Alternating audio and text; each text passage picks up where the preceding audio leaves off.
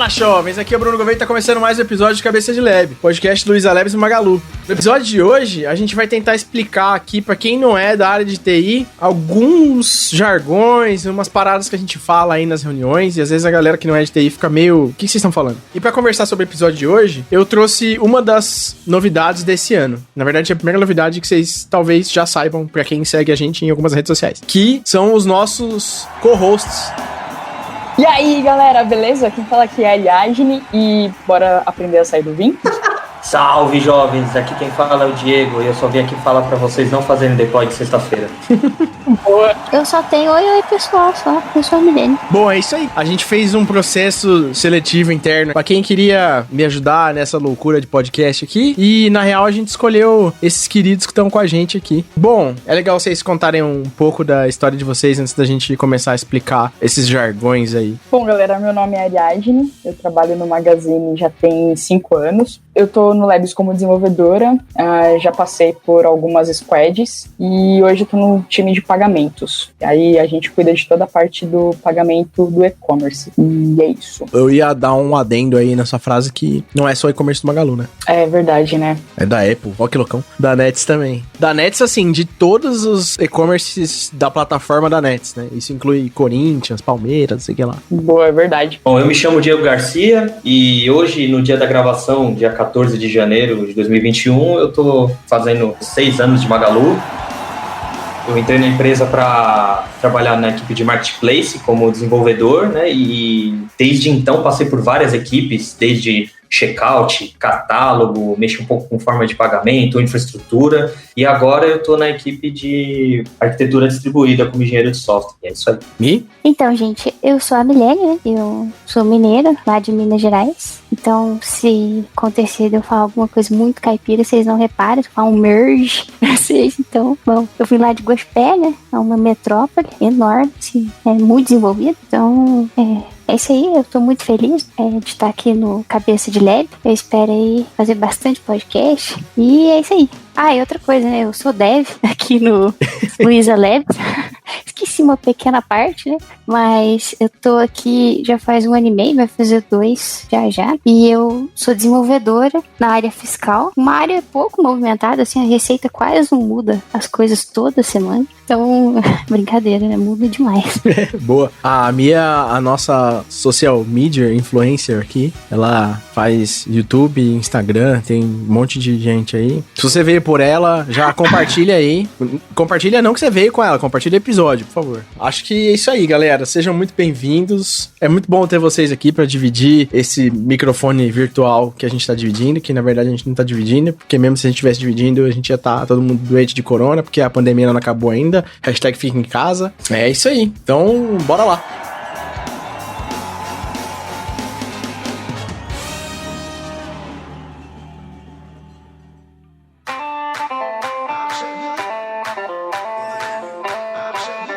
Pra quem trabalha fora de TI e entra, assim, principalmente, sei lá, vamos pegar uma referência tangível pra mim, assim. A galera que é trainee, que a gente normalmente recebe e conversa e tal. E aí, quando a galera vai passar pelos times do Lab, todo mundo deve falar uma palavra pra eles, que é API. E eles sempre chegam pra mim falando, o que é API? Bom, API, como eu tento resumir isso pra uma galera que não é da área de tecnologia? Eu falo mais ou menos assim, é a forma como a gente conecta sistemas. Eu penso, vou dar um exemplo assim, uma pizza, tá? Beleza, você tá aí na sua casa, aí tem a pizzaria aí, você quer pedir a pizza, você pode ir buscar a pizza, ou a pizza pode vir até você, né? Você pode ligar lá, programar, né, entre aspas, o cozinheiro pra fazer a mágica dele, né, fabricar a pizza e levar até a sua casa, certo? Então, é mais ou menos isso, conectando.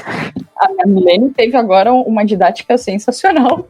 Eu vou surfar na didática dela. Vai relacionado à comida, vai relacionando que vocês entendem tudo.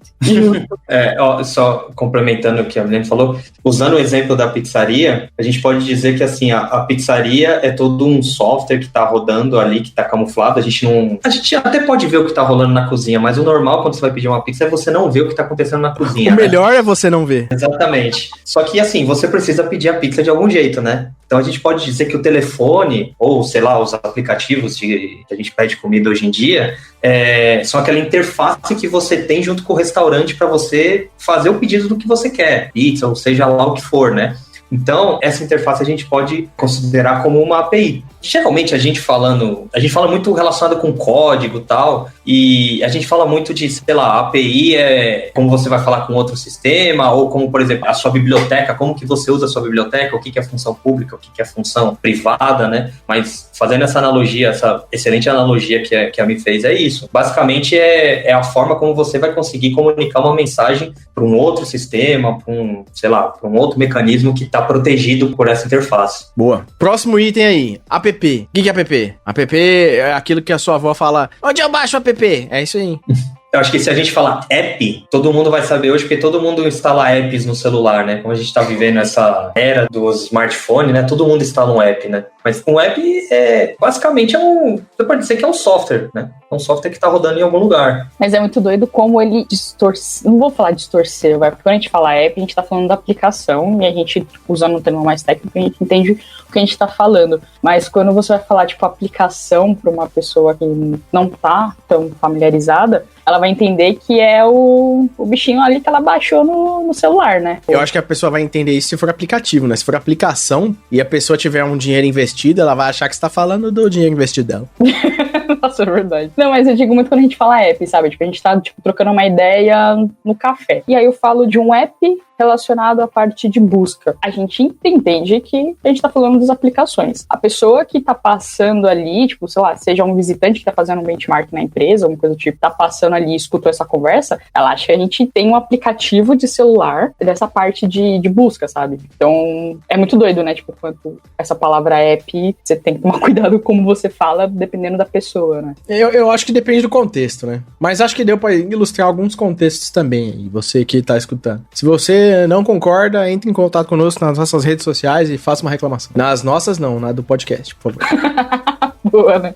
O que é back? Quando alguém fala, cara, eu preciso de um dev back, desenvolvedor de back. O que você quer dizer com isso? Eu passei por uma situação semana passada, velho, como professor de natação. Ele, trocando ideia, eu falei que era desenvolvedora. Ele, você desenvolve app? Aí eu falei, não exatamente. Eu faço back-end. É a regra de negócio por trás do app. Aí ele ficou me olhando com uma cara de interrogação. Eu falei, caraca, acho que eu buguei mais, né? Foi bem tenso. É até legal a gente falar de back-end agora, que a gente complementa um pouco o que a gente falou do app, né? Porque às vezes a pessoa tá usando, um aplicativo no celular e ela acha que é só aquilo.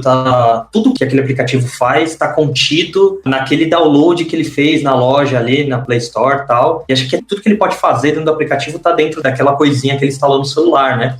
Usando o aplicativo do Magalu, por exemplo, né? Na verdade, ali é só uma casquinha conversando com várias APIs nossas, né? Que essas APIs são sempre back-ends, né, que conversam com outros back-ends, né, através de APIs, né, que nem a Ari falou, né, o back-end ele vai tá ali contendo a regra de negócio, ou então ele sabe, eu quero fazer um cálculo de frete, quem que é o app, quem que é o sistema que faz o cálculo de frete, eu quero colocar esse produto no carrinho, qual parte do nosso ecossistema cuida do carrinho? Geralmente esse tipo de inteligência tá no back-end, né?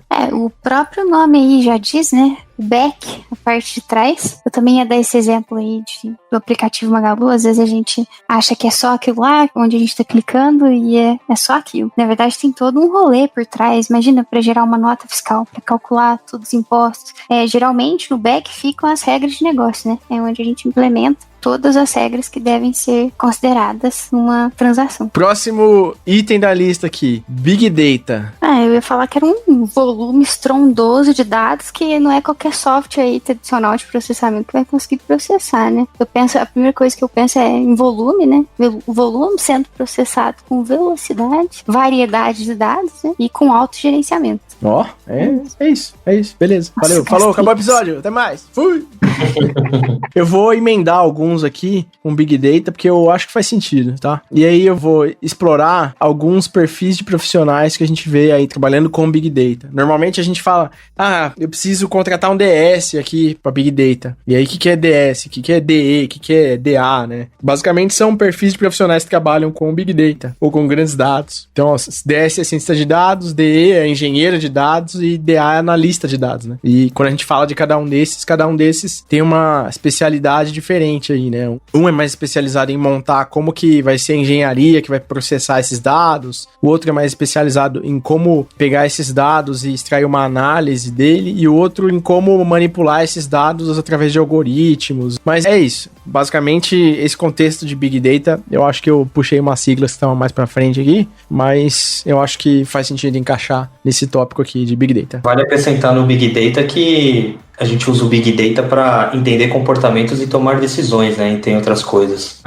Por exemplo, vou dar um uso para Big Data. Quando a gente fala de comportamento do cliente, assim, a gente tá falando de cada vez que você clica em alguma coisa no site, a gente recebe lá que você clicou nessa coisa no site. E aí, como a gente clica em muita coisa no site, ou em qualquer canal, no aplicativo e tudo mais, a gente tem muita coisa para receber. Como a gente tem muita coisa para receber, a gente armazena em um lugar, e esse contexto de armazenamento e de como a gente manipula tudo mais, a gente chama de Big Data, que é o famoso grandes dados. E CAPEX e OPEX, o que é isso? Cara, CAPEX e OPEX, ou CAPEX e OPEX, depende de onde você quer colocar a tônica. Isso aí, basicamente, é aonde que a gente tá... qual que é o uso desse investimento aí? Ele é operacional ou a gente tá fazendo esse dinheiro retornar em alguma forma de investimento, né? Quando a gente fala sobre isso, a gente normalmente quer dizer isso, né? Eu não vou explicar no pé da letra o que significa a sigla, mesmo porque a gente não fez isso com nenhum até agora, e não vai fazer também. Mas, essencialmente, quando alguém tá falando de CAPEX e OPEX, é isso. Você tá falando de grana e uso de tempo para investimento ou para coisas operacionais. Eu vou dar um exemplo. É assim, ó. Tá aí você quer comprar um computador PC gamer. Aí, beleza. Aí, o teu investimento que você vai fazer, né? Que você vai comprar o PC é o CAPEX. Mas, beleza. Chegou o computador na sua casa. Nossa, eu não sei montar, não sei instalar. Ou seja, a mão de obra você não sabe fazer. Os gastos que você vai ter para pagar um técnico para fazer essa instalação, a gente chama de OPEX. Isso? É isso aí. Bom, gente, e o que vocês entendem aí por cloud? O Cláudio é o meu vizinho aqui. Caraca, governo.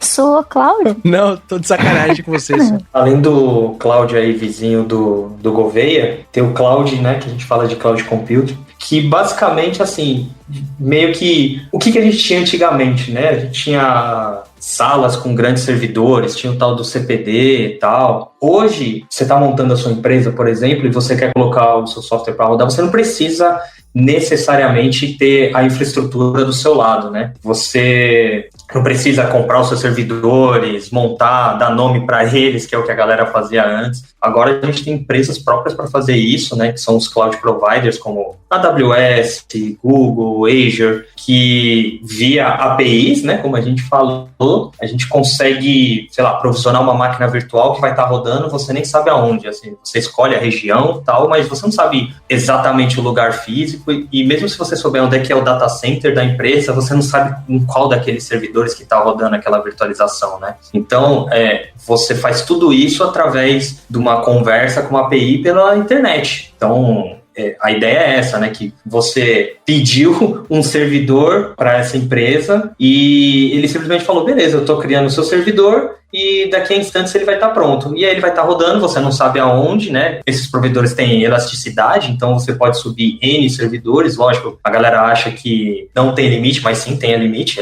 Nós mesmos aqui do Labs já batemos em alguns limites dos provedores, né? A gente já falou isso em episódios anteriores, mas basicamente é isso. É isso aí, é a famosa nuvem, né? E quando a gente fala que a nuvem, por exemplo, você tá usando outro contexto de me manda aquele documento lá, fala, eu coloquei na nuvem já. Ou, e aquela foto lá, eu coloquei na nuvem já. A gente faz essa alusão de nuvem porque se popularizou chamar de nuvem qualquer coisa que você não sabe exatamente onde tá, mas tá em algum lugar. Mas agora contar a verdade perturbadora, tá? Pra todo mundo. Quando você coloca uma foto na nuvem, por exemplo, a grande verdade é que ela vai estar num computador armazenada como computador, por exemplo, o computador que você tem na sua casa. Então, ele vai estar armazenado num lugar físico. Lógico, né? Vai ter redundância para lá e para cá, mas não tem uma entidade mágica nuvem ali que aceita as coisas e faz milagres, assim. Por trás vai ter computadores. No fim, todo cloud é um computador físico. Eu já tive que explicar uma vez para minha família que a nuvem não é uma nuvem. Vocês têm? Mas então, e commit? O que é commit? Nossa, commit pode ser duas coisas, hein? Mas eu vou explicar o contexto que eu acho que é mais popular para quem tá perto de um time de desenvolvimento. Que é, por exemplo, quando a gente trabalha com Git, que já é outra letra aqui que eu vou puxar também, que katsu é Git, né? Git é um sistema de versionamento. O que é um sistema de versionamento? Imagina que você tá escrevendo um arquivo de texto aí, qualquer. Você tá escrevendo Gouveia. E aí você quer poder mudar esse negócio, esse mesmo arquivo, mas você não quer criar vários arquivos. Você não quer fazer aquele negócio que a gente fazia antigamente de colocar um underline V1, underline V2, underline V3 no final, entendeu? Você não quer ficar fazendo isso, porque é deselegante. Então, você quer o quê? Você quer alterar o mesmo arquivo. E quando você alterar, você quer ainda poder voltar para essas versões anteriores. Quando você tem essa capacidade de voltar para versões anteriores, você está criando uma forma de revisões. E esse tipo de revisão precisa ser gerenciado, né? Por alguma coisa, por algum sistema. E aí a gente tem o Git, que é basicamente um sistema que gerencia revisões, né? Mas ele faz isso através de organização de vários arquivos juntos. Esses vários arquivos juntos, a gente armazena em um lugar que a gente chama de repositório. E aí ele faz o gerenciamento de repositórios. E aí para isso ele tem algumas regrinhas lá e tal, mas basicamente o Git faz isso. E aí quando a gente fala de commit, imagina o seguinte, a gente tá fazendo esse gerenciamento da versão e para eu aplicar essa alteração que eu fiz, de adicionar lá um Bruno antes do Gouveia, nesse arquivo texto que eu exemplifiquei, quando a gente tá fazendo isso, a gente precisa aplicar essa alteração. Então a gente commitar ou dar um commit é aplicar essa alteração, entendeu? Expliquei certo aí? Vocês concordam ou não concordam? Boa, ficou bem explicadinho, boa. Isso aí, perfeito. Eu não tinha pensado nessa alternativa pro commit. Sendo commit. Commit de banco de dados, de transação de banco de dados. Pensei nesse também. Pensei direto nesse, como vocês entenderem aí, suponhamos que você vai fazer um cadastro lá no app do Magazine Luiza, aí você insere lá o seu e-mail e sua senha. Até você apertar lá no botão salvar, ele não fez nada, ele não gravou em lugar nenhum. A partir do momento que você aperta no botão salvar, ele grava essa informação no banco e isso a gente chama de commit. Olhando pelo lado, assim, banco de dados, né? Banco de dados, os transacionais, né? Exatamente. Boa. E o que é transacional? Transacional é que você faz transações. E o que são transações? Em algum episódio de banco de dados a gente comenta mais a fundo isso. Caraca.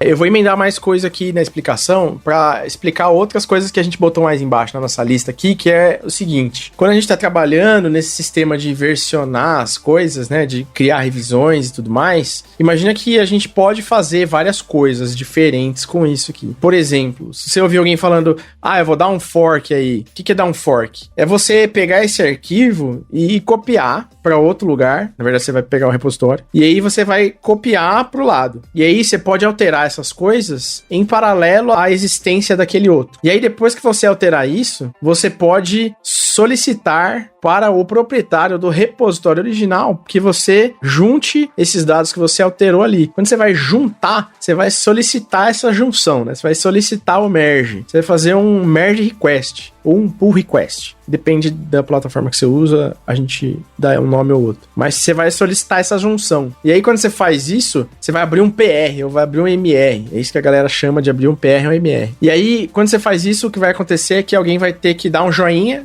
O nosso dar joinha aqui é aprovar. Ou você vai fazer um review e, né? O review é quando você chega lá e fala, o seu código pode melhorar isso aqui e tudo mais. E aí, quando a pessoa acatar as alterações e tudo mais, aí esse merge request vai ser mergeado na sua master. E o que é a master? Master é aquele arquivo original, bonito, aquele arquivo criança, aquele arquivo puro, entendeu?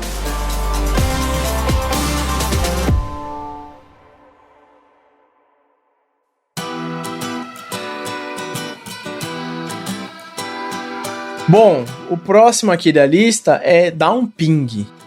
Esse é relativamente simples, que é um comando que a gente usa para testar a conectividade de redes, né? Então, eu tô numa máquina e quero saber se na outra ponta tá ligada para testar, né? Vou mandar um ping, que é justamente isso, enviar um sinalzinho para ver se ela vai receber. É basicamente isso. A gente usa no contexto de pessoas também, né? É muito comum falar, você tem que falar com o fulano da equipe tal para saber isso. E aí geralmente fala, beleza, vou dar um ping nele lá, quando ele puder falar comigo, eu falo com ele. Boa, tem duas vias aí pra esse termo, né? A gente acaba trazendo, assim, pro mundo real essas coisas de tecnologia também. E eu vou te falar que a gente descobre quem não é de tecnologia, mas tá próximo de alguém de tecnologia, quando essa pessoa absorve ou dá um ping, mas ela não sabe o que é. Eu já vi isso acontecendo várias vezes. É verdade, a explicação da área aí vai explodir mentes. Mais um termo ainda nessa mesma linha de que pessoas próximas e não tão próximas com tecnologia usa, que é a daily. Que raios que é a daily? É verdade, cara. A daily é aquela reuniãozinha diária, né, em que a gente usa um tempo pra falar o que a gente fez, fala, putz, eu hoje não fiz nada, eu acabei de acordar, tomei café e eu esqueci de fazer as alterações que o Diego pediu aqui no pull request, mas já eu faço. E aí na daily de amanhã eu conto pra vocês o que aconteceu. Então, daily é isso, é aquele alinhamento que a gente faz pra falar o que aconteceu no dia. Geralmente assim, né, pelo menos que eu entendo de dele, e pelo menos a visão do Magalu é que a gente trata a dele como um ritual, né, assim, pra ser diário, né, pra sempre ter uma frequência, o ritual que eu digo, uma cerimônia, né, pra não falhar, e a gente elenca, né, aí o time inteiro, é importante que o time inteiro participe, a gente sempre fala o que a gente fez ontem, o que a gente vai fazer no dia da daily, e se a gente tem algum impedimento pra continuar com a nossa tarefa, né.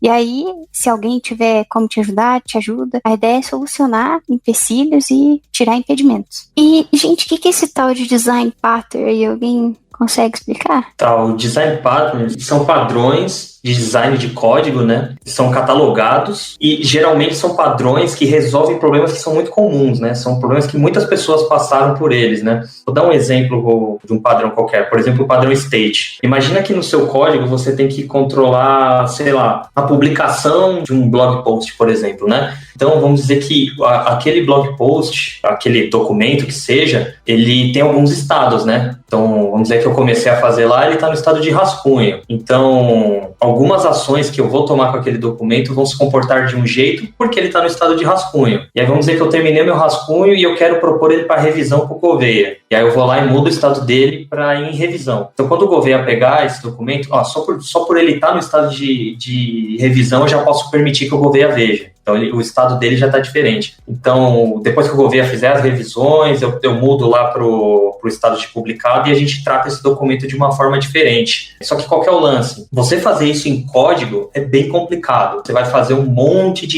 if, né? Para quem não está acostumado com código, né? Você vai fazer um monte de condição lá. Se o meu documento está no estado tal, faça tal coisa. Se ele estiver no estado tal, faça outra coisa. Então já existe um design de código que pensa nesse tipo de problema e faz uma solução que seja assim, elegante, fácil de dar manutenção e que outras pessoas também conheçam. Então é comum você estar ouvindo, sei lá, dois devs falando, aqui eu usei, sei lá, eu usei um builder, né? Eu usei o Design Partner Builder, ou eu usei o Design Partner Decorator. Então, como já são padrões conhecidos e documentados, né? Existe um livro que é super famoso, que chama Design Partners mesmo, ou tem uma galera que chama de GOF, né? Que é Gang of Four, porque são 4 autores. Tá o catálogo de alguns desses designs, existem outros designs para outras soluções, e como eles são bem catalogados, quando um dev fala para o outro, eu usei esse, eu usei aquele, esse segundo dev já sabe exatamente do que se trata, já sabe como aquele problema foi resolvido e não vai ter aquela estranheza, né, de,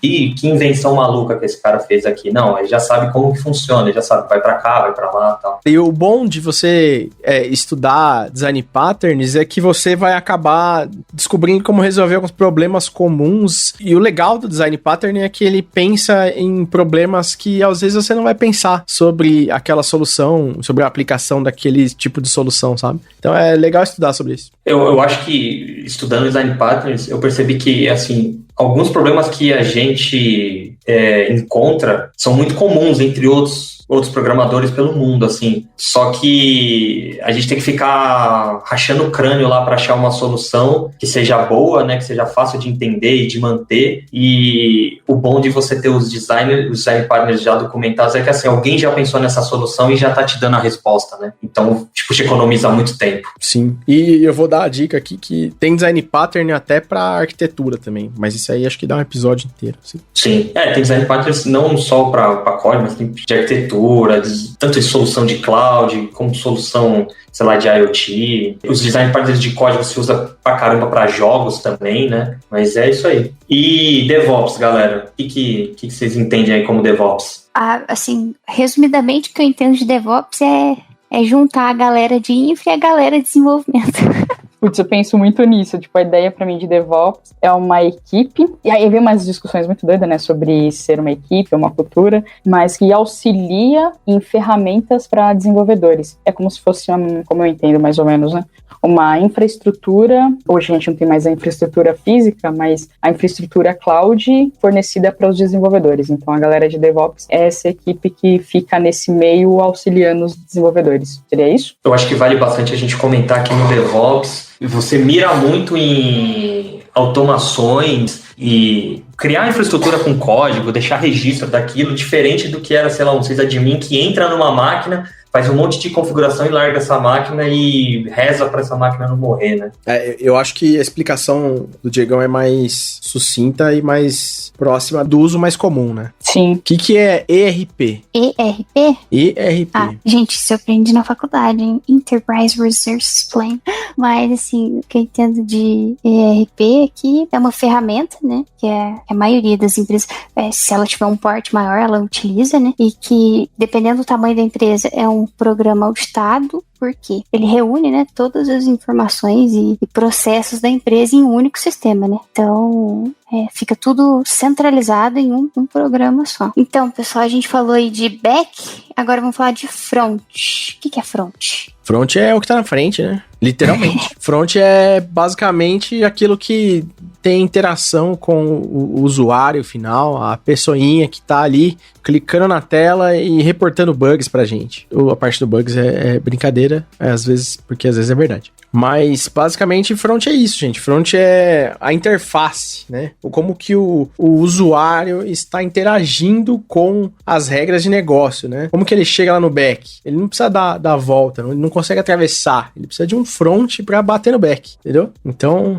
front é isso. Uma coisa interessante também para falar é um motivador de separar front-end de back-end é que é muito comum a gente ter um back-end que atenda N front-ends, né? Um exemplo muito simples é uma aplicação que roda tanto no celular como roda no browser, né? Pode ser 2 front-ends diferentes, feitos por pessoas diferentes, mas que vão conversar com o mesmo back-end, que é onde as regras de negócio estão centralizadas. É isso aí. Mas do mesmo jeito que a gente tem as pessoas que trabalham com o back-end e as pessoas que trabalham com o front-end, que raio que é o full stack? Aproveitando o gancho, já que vocês estavam falando do front, o full stack é a pessoa que trabalha com ambas as tecnologias que navegam entre o back-end e o front-end, né? É meio que a pessoa que manja de tudo, vamos assim dizer. Manjador. É, tipo, é o cara. Mas é o cara que entende tanto do front como o back, né? E até na parte de DevOps, né? A gente pode colocar também assim, né? Geralmente é um cara da área de tecnologia que tem... Não sei se ele é um cara que tem um domínio tão específico, tipo, ele consegue ser um especialista em tudo, mas ele consegue ter um domínio, mesmo que superficial, de tudo. Eu diria que o full stack, além de ser isso que você falou, tudo, de ser para a pessoa que tem domínio sobre tecnologias de front-end e back-end, ela é uma pessoa que é autônoma na resolução dessas coisas e tem propriedade e domínio sobre essas tecnologias, né? Normalmente não é só uma pessoa que, eu conheço, eu sei aqui, dá um float left e boas. É uma gíria de front-end aí, né? Se você quiser fazer um negócio ir para a esquerda ali. Mas assim, eu acho que também existe uma coisa que mas o cara, se ele for full stack, ele não pode ser especialista? Pode sim. A gente tem uma visão de que às vezes o cara que é especialista é só em front ou só em back, e na real não. A pessoa pode ser especialista em resolver problemas. E aí ela tem uma habilidade de full stack onde ela conhece uma gama grande de tecnologias. Então, eu acho que tem essa perspectiva adicional aí. Mas na prática, qualquer back-ender que entender de CSS já pode falar que é full stack, porque olha, só front-ender para entender CSS. Mas e aí, o que é Hello World? Hello World. Hello World. Nossa, essa é o output, né? É o primeiro output de todo programador, né? Sempre o arquivo que a gente inicia entendendo como é o compilador, como funciona você ter esse output de mensagem na tela do seu navegador, né? Então, o Hello World é isso. É o começo da vida de dev. É o começo do fim. Ai, que horror. É muito comum a galera falar assim, o que você conhece dessa linguagem? Eu fiz um Hello World lá, né? Mas é isso aí que a Ari falou, é pra ver como que é essa linguagem, como que você imprime alguma mensagem na tela, como que você compila o software nessa linguagem, é sempre o primeiro passo que você dá com uma linguagem, né? E aí, até mesmo quando você quer conhecer, você já, putz, é um programador de décadas, assim, e aí você quer conhecer uma linguagem nova, basicamente a gente sempre começa pelo Hello World também, né? Vamos começar, né? Tem uma série também que chama Hello World, gente. Fala das 3 principais não, né? De 3 linguagens de programação. Sério? Vocês pesquisam aí quem tiver interesse. Caraca. Ô, louco, bicho! Coloca nos links aí dos comentários, por favor. Beleza. Puxa o próximo aí. Bora pra... O que é latência, galera? Latência é esse tempo entre você fazer uma pergunta e a gente responder. E é o mesmo para uma aplicação, assim. Se demorar 5 segundos, quer dizer que tem uma latência de 5 segundos entre a comunicação de 2 pontos. Por exemplo, Ariadne e Gouveia. Então, isso aí fica até um alerta. Devs, principalmente que estão começando, não ignorem a internet, não ignorem a rede, por favor. Vamos dizer que a sua aplicação A, ela vai se comunicar com a aplicação B, provavelmente vocês vão fazer essa comunicação via rede, e essa rede vai falhar. Mais cedo ou mais tarde ela vai falhar, ela vai começar a aumentar a latência. Às vezes a sua aplicação não está se comportando bem, então ela vai começar a aumentar o tempo de resposta de alguma chamada que você fez. Então a gente também fala, a latência está aumentando dessa aplicação, isso aí. E eu queria adicionar uma coisa, já que você falou de falha de rede, às vezes a galera vai falar, mas falhou? Se falhou, eu não vou ter latência, vou ter indisponibilidade? Depende de várias coisas. Mas o que você pode ter é ter falhas de rede, e aí seus pacotes vão começar a ser perdidos na comunicação, mas sei lá, se estiver usando o TCP aí, o protocolo vai fazer aquele trabalho de passar um pano, e aí ele vai começar a arrumar essas coisas pra você e tentar mais vezes para conseguir entregar essa mensagem do outro lado. O problema é que essa tentativa que ele vai tentar fazendo demora um tempo, e esse tempo é justamente essa latência que é adicionada na comunicação. Caraca, que aula, hein, galera? Vixe. Ô, louco, meu! Falando nisso aí já, o que é legado? E essa é legal de responder, hein? Isso aí é boa porque uma vez em um dos podcasts aqui eu falei que gostava de um legado, né? Muita gente adora um legadinho, você falou. Adoro um legado. O que eu quis dizer é que eu adoro pegar um legado e refazer o legado, sabe? E matar o legado.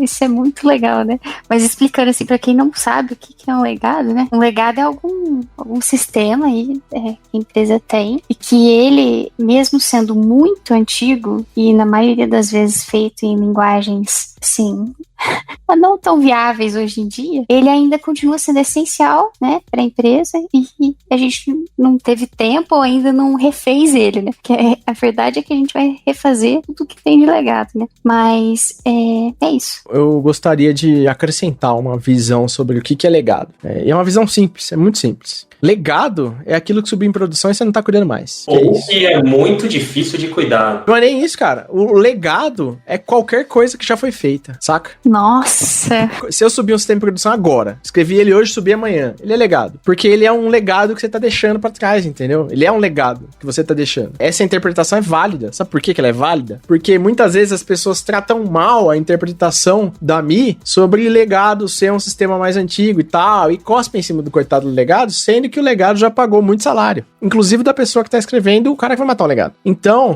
é legal ter essa interpretação pra você, quando subir o seu legado, o seu matador de legado aí, não subir com o peito cheio falando aqui, ó, matei o legado, porque na hora que você subir, o seu vai ser legado. E eu queria reforçar isso. Eu já vi mais de uma vez a galera fala, não, eu tô escrevendo a aplicação que vai matar o legado XPTO e a aplicação subir e ser pior do que o legado, assim. Funcionar pior, ou ser pior de manter, né? Mas eu vou deixar uma polêmica aqui, já no meu primeiro dia de podcast. Para mim, um software que é escrito sem testes, ele já é um potencial legado. Ele já é legado enquanto está sendo desenvolvido. Exatamente. Boa. A gente tem até casos aqui, né? A gente lida que são essenciais, que fazem coisas extremamente complexas e justamente por isso a gente não conseguiu, assim, melhorar, né? Melhorar a performance, etc. É extremamente complexo. É que a palavra legado acabou virando muito para isso, né? Do que a Mi tinha falado, né? De sistemas que são, entre aspas, a gente considera ruim por N fatores e tudo mais. E aí ficou muito disso, né? A gente esquece que é basicamente o que o governo falou. Legado é o que tá ficando, né? Subiu um sistema em produção e ele virou legado, é isso. Mas não necessariamente que ele é um sistema ruim, né? Bom, e microserviços ou microservices? Quem que se arrisca aí? São serviços pequenos. Próximo. Mala de prata, né? Cara, microserviços são, ao contrário do que a gente chama antigamente, né? A gente fazia uns serviços ali que tinham muitos domínios e eram aplicações maiores, que a gente chamava de monolito. Basicamente, o microserviço é um cara que veio para desmembrar esse monolito, né? E fazer com que a gente tenha, em vez de ter uma aplicação com um monte de responsabilidade, a gente tenha mais serviços menores, ou serviços micros, ou microserviços, e esses serviços micro, eles têm menores responsabilidades, e aí você tem uma série de coisas que isso traz junto, né? Você tem aí uma tolerância à falha maior, porque em vez de você falhar uma aplicação que conhece tudo, você pode falhar pequenos pedaços diferentes, e aí isso pode ajudar na resiliência da sua aplicação, né? Enquanto que seu serviço, seu produto ali, suas aplicações, seu ecossistema, o quanto ele é tolerante a falhar, né, e de repente não causar algum problema grave para o usuário final. Acho que o microserviço é isso, assim, sabe? É essa visão de conseguir segmentar e diluir responsabilidades em mais aplicações. Mas cuidado para não diluir demais, porque daí você fica dando o serviço e você tá fazendo coisa errada. Eu ia complementar com isso aí. Não se esqueçam que o microserviço aumenta a complexidade da sua solução, né? Então, se você tem um problema pequeno para resolver, ou sei lá, você vai começar com alguma aplicação e você não sabe exatamente o tamanho que ela vai ficar, você não precisa começar com microserviço. Um monolito já vai resolver seu problema. Só toma cuidado na engenharia do código para você separar bem o domínio das coisas e tal. Separar principalmente por componentes que, se você sentir que você precisa separar no microserviço, você arranca aquele componente e transforma ele numa aplicação apartada. Microserviço é um endpoint, então? Não é um endpoint, cara. Se for só um endpoint pra você tá fazendo coisa errada. E eu fui polêmico agora, hein? Foi mesmo? Assim que eu gosto. Bom, MVC não é Magazine Você, o que é? Basicamente é um padrão de arquitetura de software, né? E o MVC vem da gente usar em 3 camadas, que é a parte de interação de usuário, que a gente chama de view. Tem a camada de manipulação dos dados, que é a model, e a camada de controle, que a gente chama de controller, né? Então, basicamente, o MVC é isso. Então, falando do próximo, o que é um MVP? É a gambiarra mais viável. É o mínimo que você consegue entregar no tempo previsto. O MVP é o seguinte: quando a gente vai desenvolver um produto, né, a gente precisa descobrir como deixar o nosso querido cliente, o nosso usuário final, como que a gente atende a necessidade dele da maneira mais simples possível, da maneira mais rápida possível, né, da maneira que deixe ele mais feliz e seja mais viável para quem está desenvolvendo. Então, como tem esse, né, maneira mais viável, MVP significa Minimum Viable Product, né, que é o produto minimamente mais viável, né? Que como que eu vou deixar meu cliente mais feliz com o mínimo esforço? Então, MVP significa isso, né? A versão inicial aí, toda startup começou com MVP, desejavelmente todo produto começou com MVP, porque a gente não quer começar, né, com waterfall aí, 6 meses de desenvolvimento, entrega um negócio que não faz sentido. Então, é isso. E como que você faz pra, né, chegar no MVP?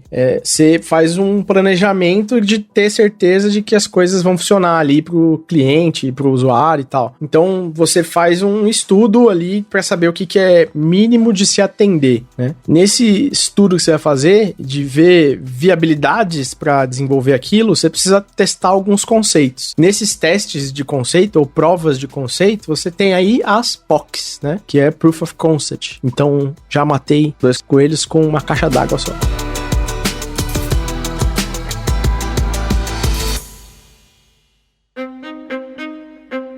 O que é pós-mortem? O pós-mortem basicamente é o seguinte: imagine que você passou por uma situação em que algum sistema, algum componente ali do seu ecossistema não se comportou muito bem e isso causou, sei lá, um estrago, causou um problema um pouco mais grave, né? Então, essa etapa do pós-mortem é quando as pessoas envolvidas, né, tanto com o incidente como a aplicação ou as aplicações afetadas, elas se juntam para discutir o que foi o problema, o que causou o problema, né? Geralmente, você escreve o pós-mortem depois que você já resolveu o problema, né? Então, meio que você escreve lá qual que foi a timeline dos eventos que aconteceram, né? As coisas que você tentou para resolver esse problema e o que resolveu, né? Ou se só, sei lá, só mascarou.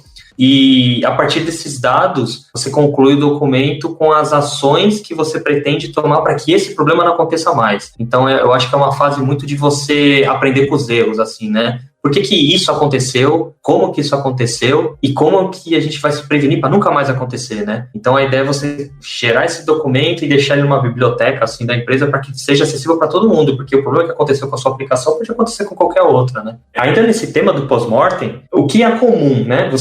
Vamos dizer que você colocou uma nova versão da sua aplicação no ar, né, e deu esse problema todo, e você não conseguiu descobrir rapidamente o que está causando aquele problema e como você vai estancar, né, esse problema. Então é muito comum você fazer o que a gente chama de rollback. O rollback é você voltar a versão dessa aplicação para a versão anterior, a versão que estava saudável, que estava funcionando. E existem, né, outros contextos da palavra rollback, né? Mas dentro desse contexto de pós-mortem é isso, meio que você volta para uma versão saudável que estava a sua aplicação, para você com calma respirar e fazer as investigações que você tem que fazer. Boa. Eu acho que isso aqui tem muito a ver e vai ser legal quem for explicar. Quem que quer explicar aí o que é SLA? SLA é o seguinte: imagina que você tem duas pessoas e essas duas pessoas elas vão entrar em um acordo sobre quanto tempo que é aceitável eu demorar para responder a outra pessoa.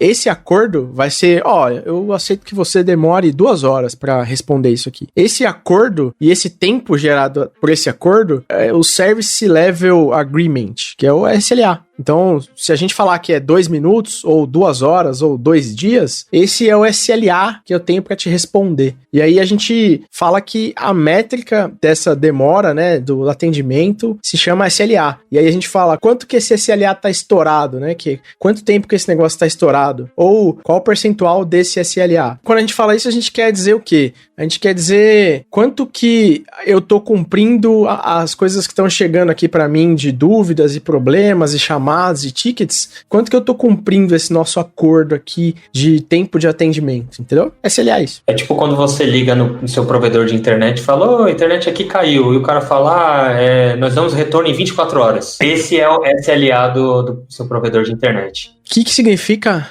SPA e não é SPA? O SPA significa Single Page Application, né? Se você lembrar como que era a internet algum tempo atrás, antes do jQuery, do Ajax, era normal, tudo que você vai fazer numa página, você ficar dando refresh. Era sempre uma página nova que era carregada e tal. Com o jQuery e o Ajax, isso mudou um pouco, né? A gente começou a ver umas páginas um pouco mais dinâmicas, né? E o que a gente tem hoje com SPA é quase que uma página que nunca dá refresh, né? Você nunca é redirecionado no seu browser para uma outra página, né? E mesmo assim você consegue fazer tudo lá. O nosso checkout do Magalu, por exemplo, ele é um SPA. Então, quando você vê que você caiu na parte do checkout, você não vai ter um refresh de página, assim. Você vai navegando pelas etapas do checkout até você fazer o fechamento do pedido, que aí você tem um refresh. Hoje a galera usa bastante React, por exemplo, para fazer aplicações de SPA. Assim, vale ressaltar que tudo que a gente está falando de SPA no contexto de web, tá? Não é muito para aplicações desktop ou mobile, é mais para o contexto de web ou aplicações que rodam no browser no geral. Eu acho que tem uma infinidade de jargões e você que está escutando a gente aí, você tem que mandar aqui num comentário aqui pra gente, em alguma rede social nossa, falar,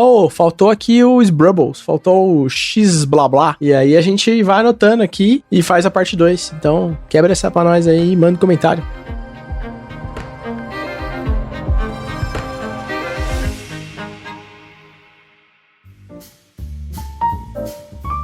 Bom, galera, a gente tá no Twitter e no Instagram como @cabecadilab. Eu tô no LinkedIn como Beth Gouveia. Eu tô no Twitter como @3cores. Eu tô no Twitter como @drgarcia1986. E eu tô no Instagram como M_M Vasconcelos. Ô, Diegão, 986 é a sua data de nascimento? É, cara, eu carrego essa faz muito tempo e eu tenho preguiça de mudar, cara. Nossa, você vai fazer 40 anos daqui a 5 anos, cara. Sim. Caraca.